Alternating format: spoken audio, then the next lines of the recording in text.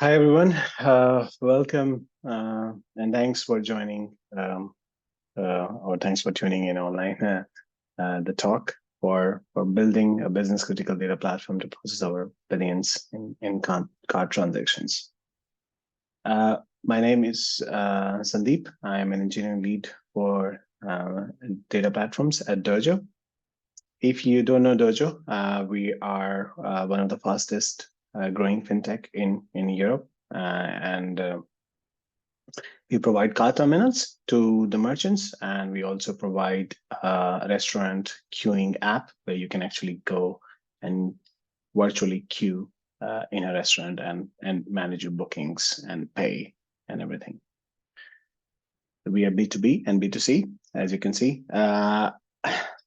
So when you go to a shop, and when you tap your card to process the money for the goods you bought from the shop, everything happens with the brink of a second, right? It feels like everything is just like very easy, but it's pretty complex actually. So you go there, you tap a card, the event goes to like authorization gateway, which is our multi-cloud authorization platform, and then after that it goes to the card network, which is Visa, Discover, Mastercard. Then it sends to the issuing bank. It can be any bank, and then the bank freezes the money on your card and approves or declines the transaction, and then sends the approval to card network, and the card network sends it to authorization gateway. Then it goes to the machine, and your transaction is approved. This whole process involves a lot of parties, and it generates a lot of data. And to reconcile billing, invoice, and everything, we have to process this data to be able to give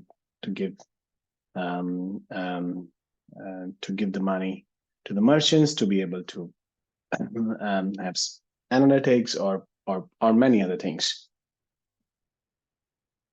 And we, like a year ago, we built this data platform, which is more like self-serve platform, which actually remove the friction and all the technical complexities when it comes to producing or consuming kind of like data. Today we're going to talk about mainly one of the four pillars, which is self-serve data platform in this chat of data mesh architecture.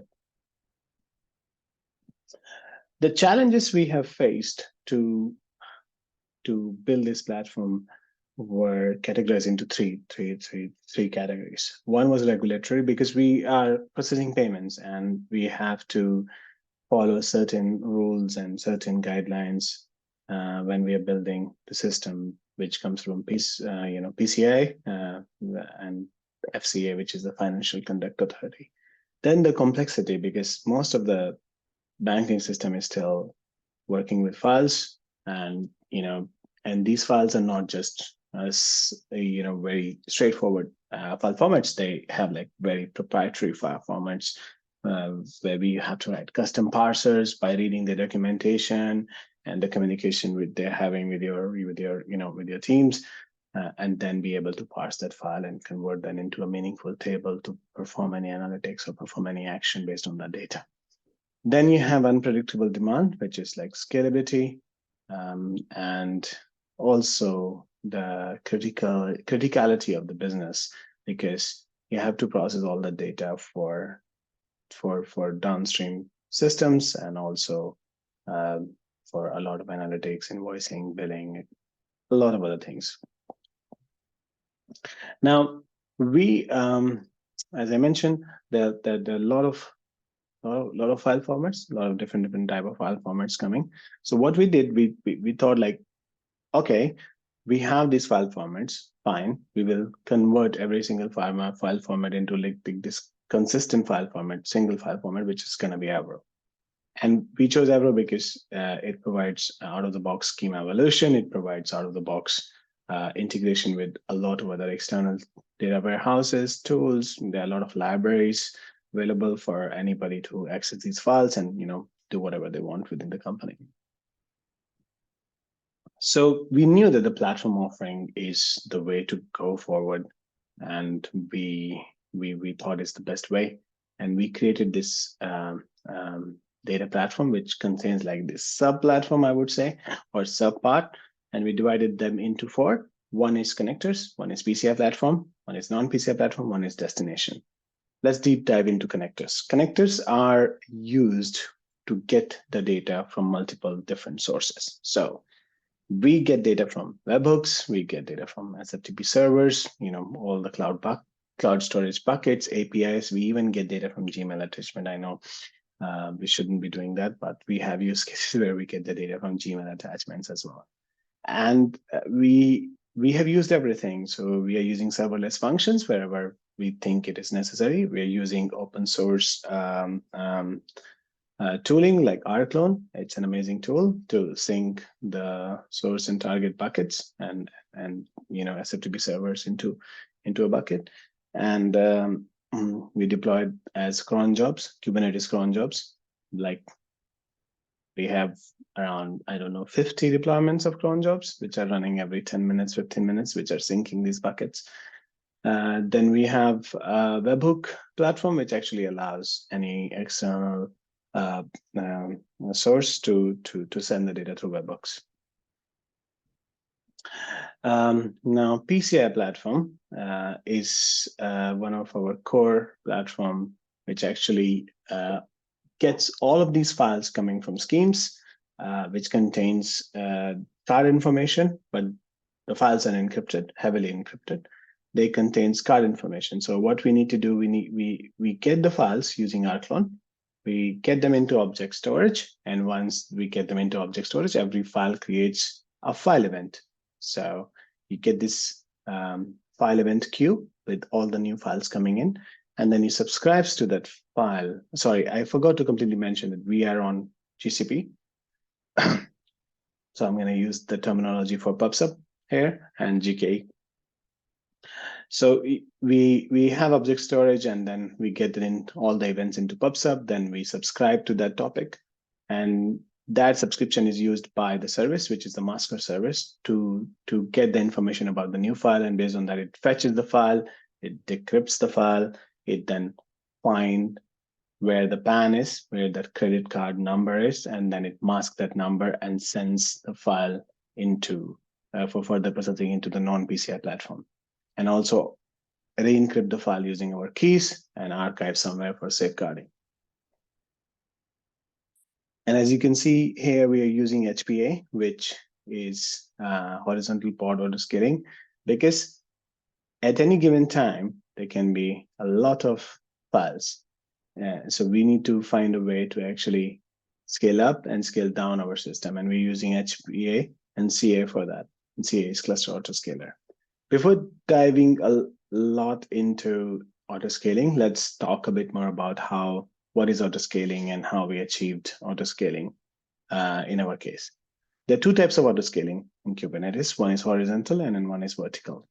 Horizontal autoscaling is by adding more number of pods into a deployment and distributing the traffic within the deployment, and that's how you scale the system. Vertical autoscaling, rather than adding any more number of pods, you actually give more memory or more CPU or more resources to the existing pod. Autoscaling can be triggered by 3 different ways. One is, you can use the metrics provided by GKE, which is, CPU or memory. You can say, okay, my CPU or memory goes more than 90% for this pod, I want a new pod.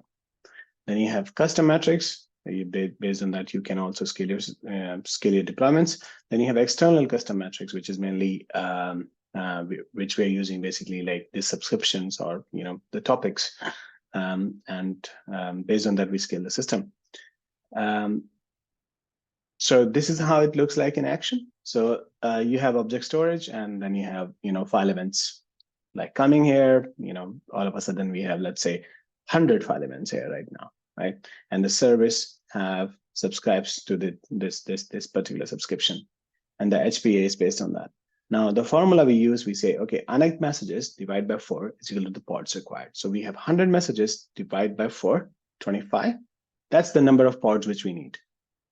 So the HPA says, okay, this is the number of pods I need. It tells Kubernetes, can you deploy 25 more pods into the existing cluster? Now, Kubernetes goes and start deploying the pods, but hang on, Kubernetes say, but I don't have a capacity for that. So what should we do? Then in that case, we use cluster autoscaler. And cluster autoscaler, what it does, it scales your Kubernetes cluster as well, because to have more and more pods, we also need to increase the size or increase the number of nodes into the Kubernetes cluster, or GKE in our case. Now, cluster autoscaler works with two conditions. One condition is like if there is a pod which is in pending state and it doesn't find any place where it can be scheduled, cluster autoscaler creates a new node into your cluster, and then it can run there. As you can see, here it was trying to be deployed, but it couldn't deploy because the resources are not enough. Then the CA, the HBA is configuring, okay, I need this pod to be deployed somewhere. And CA say, okay, there is a new node to be created because we don't have space. And then it just gets the deployment to be deployed on that new node. Sorry. And then there were a lot of challenges also we faced while setting up our autoscaling. But one of the main challenge we faced was like, let's go back a slide. Let's say your pod is running here, right? And this pod has memory of 1 GB or CPU of one CPU. And then all of a sudden you have a file which is 2 GB and it requires 2 CPU to process. Generally, that's not the metrics we have, but let's hypothetically think about it. It will ask the existing Kubernetes cluster, can I have more nodes, or can I have more CPU, or can I have more memory? But the node itself doesn't have that. And as you can see, it's a separate machines running, right? Separate virtual instances, which are actually nodes under the hood. So it won't get any help from CA or HPA. Either if it is only a CPU problem, it will throttle. If it's a memory problem, it will get killed straight away. And then it will start again somewhere here. So we had to find like a balance when we were deciding what should be our CPU limit and what should be our memory limit. Not the limit, sorry, what should be our CPU and memory request, and also what should be our limit as well. We had to decide the limit because we were scaling a lot and we couldn't have like 5 bad pods to contain all the cluster as well. So we had to set some limits.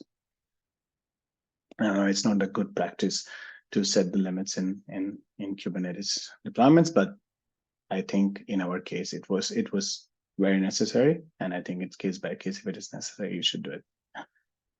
Then you have non-PCI platform overview, where you can see that all the data coming from PCI platform, and then it also gets the data from some other places as well. So because this is a company-wide platform which processes like a lot of different domains, not just payments as well. And this is where the whole magic of data mesh happens, right? Because we provide this distributed different pipelines and this distributed data lakes, and we provide this whole deployment as an abstracted away from the user and all this pipeline, so they can just process their files without any knowing the underhood architecture and how this is happening. Here also, all the translation of the files happen.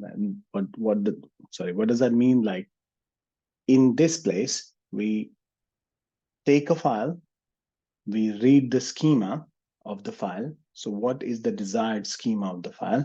And based on that information, we convert that into this output Avro file. Here also, we define most of the config.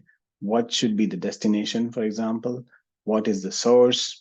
What is the metadata? How would I like to monitor this file? A lot of other things.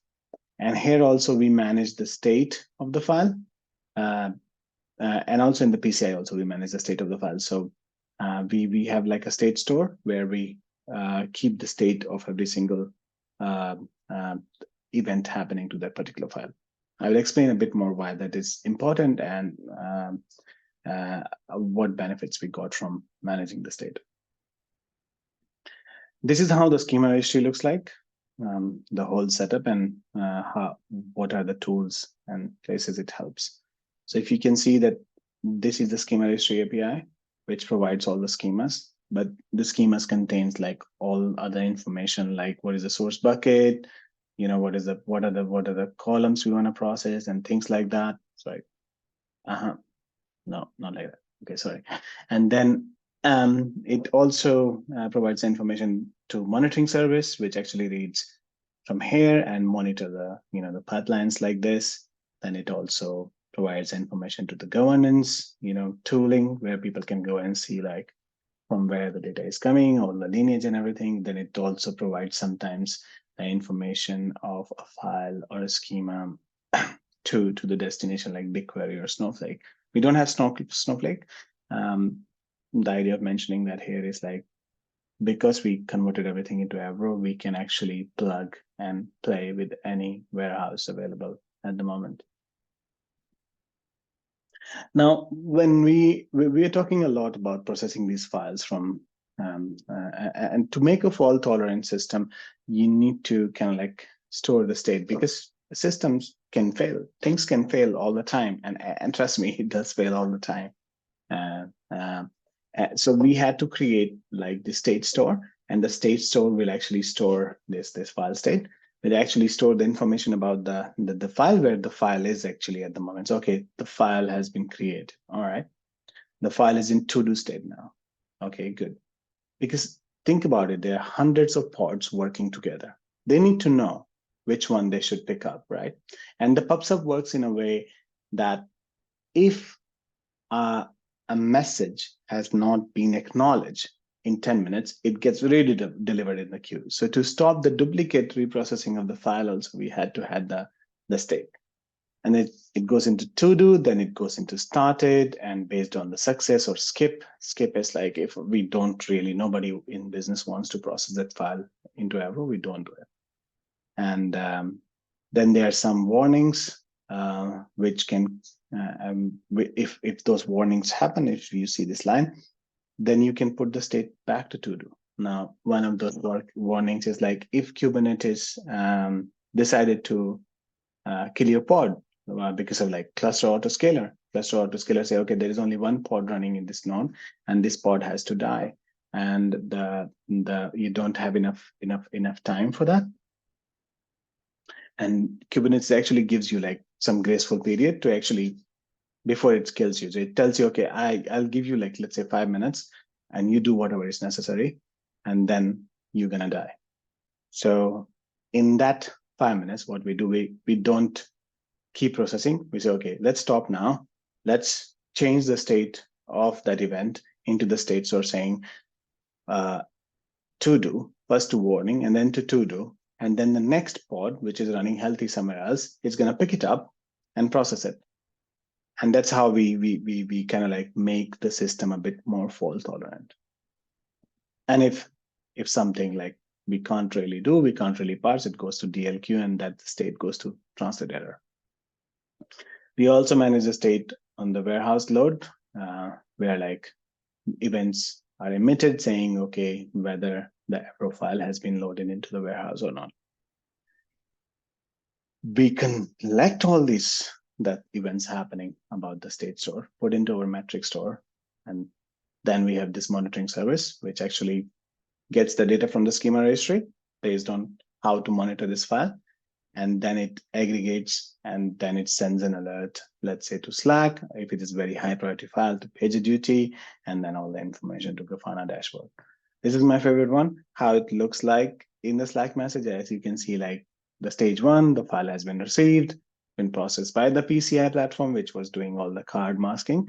And the third one, the MDM, which is actually the non-PCI platform. And then let's say the schema validation and transformation happens in the non-PCI. It has failed. And you say, okay, you can click here, go to the file, and see which file actually failed. And based on that, we have error playbooks and a lot of other information for the users and within the team as well, who is on the support, to actually fix that pretty quickly, pretty fast. A lot of our infrastructure is deployed on Kubernetes. So we use like literally standard Kubernetes metrics, Kubernetes metrics like node exporter, pod, all the node metrics, pod metrics, and some custom metrics also coming from Stackdriver from GCP. We use those Stackdriver exporters and everything, put that into Prometheus, put Grafana, put Alert Manager on top of it, and then get several alerts into PagerDuty or Stack based on the severity. That's it. Thank you so much for tuning in. And if you have any questions, I guess you can send it on the email or on the chat, and I will be able to answer later. Thank you so much. Bye. Take care.